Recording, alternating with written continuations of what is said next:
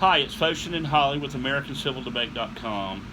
Here today we're going to talk about domestic violence, for it is October. It's Domestic Violence Month in the United States.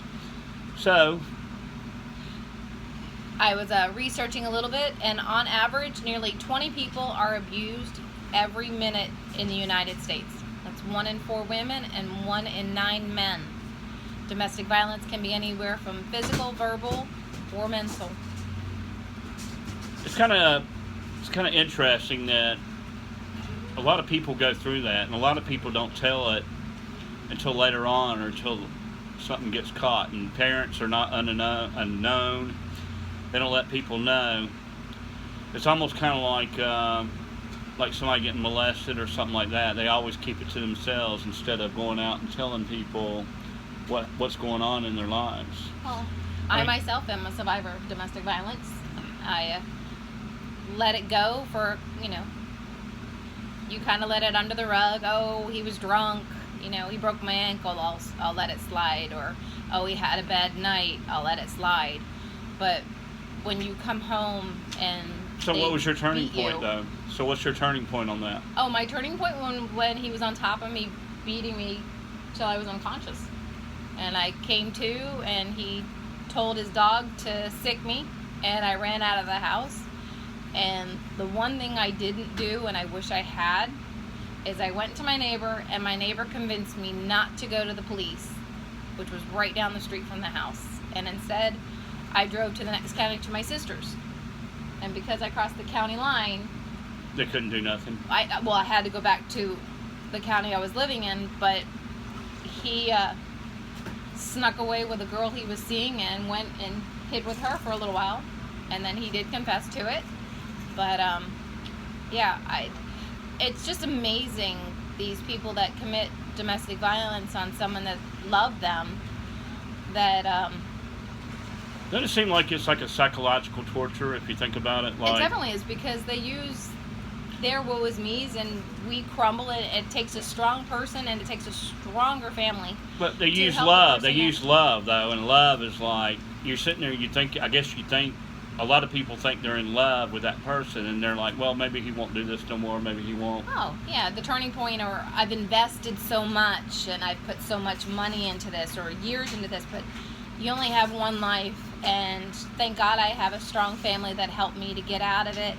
And thank God I never turned back, and I am for all the better. I have a beautiful, wonderful husband and a beautiful family, and I thank God, because if I hadn't, I very well may not be here today.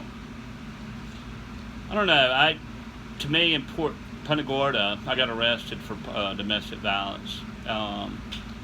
She said I knocked her up, so my parents got us a place together, and we went up to Georgia to go to her gynecologist, and she didn't go up there to her gynecologist. She went up there and bought methamphetamines, and I didn't realize it because I'm a dumbass. Sorry. No, she's a snake, and there are many women. Not many women, but there are quite a few women out there that do, use that. Oh, you got me pregnant. You owe me money, and you can get fake pictures online of ultrasounds, and pass it off as it's your own, and unless you do a DNA test or a pregnancy test, But I guess here's the thing, though: if that things like that happen, like for me, we did a background check on her, and she did this to multiple people, and she said her husband tried stabbing her. So what happened to me is I got arrested. I had to go to anger management classes. And I'm sitting there in my mind going, I don't even need anger management because I didn't do anything wrong. So time goes on, and I ended up, 3 days before we go to court, she said I did it to her again. And the next thing you know, I spent 5 months in jail waiting to go to trial.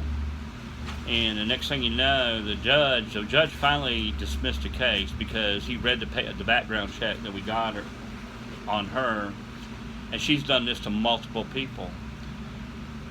And the funny thing is, the detective that arrested me, she ended up dating him and did the same thing to him.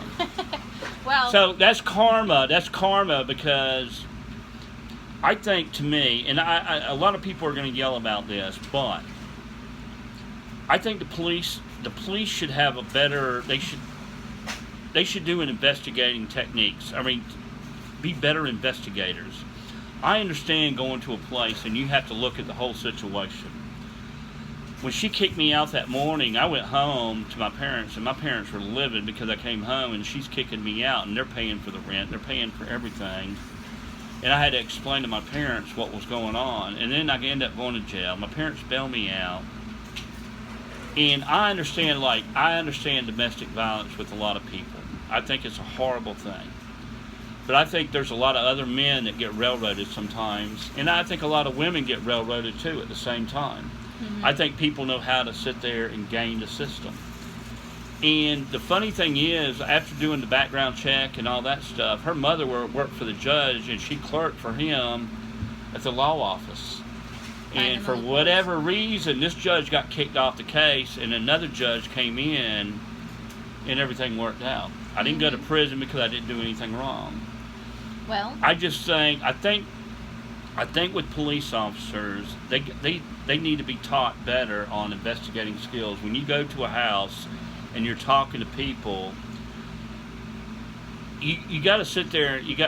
And I understand they got to see the situation. Unbiased minds. But she played a very good innocent victim, and like I said, I got locked up for 5 months and sat in jail waiting to go to trial. But that's sad. But and please, it doesn't take away from what happens to other people. I think a lot of other women out there have been physically abused, mentally abused, and stuff like that. But I think it goes both ways a lot of times. So if you understand what we're talking about, let us hear your thoughts. Let's talk about it.